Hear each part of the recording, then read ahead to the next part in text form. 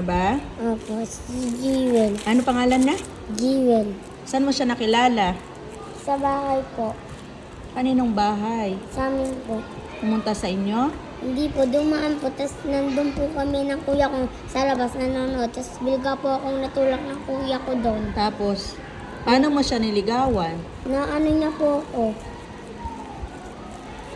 Oh, dapat marunong ka na magbasa kasi may girlfriend ka na. Tatawanan ka ng girlfriend mo. Nasagot ka ba na niya? Opo. Paano ka niya sinagot? Na yung kuya ko po na jowa. Tapos yung kagabi po, ninabigay po kuya ko sa jowa niya. Tapos nasama po ako. Tapos nandun po siya. Dapat marunong ka na magbasa. Kasi may jowa ka na. O, di ba?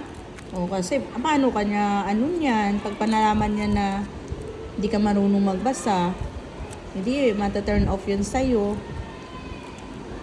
Di ba? Basahin mo nga ito.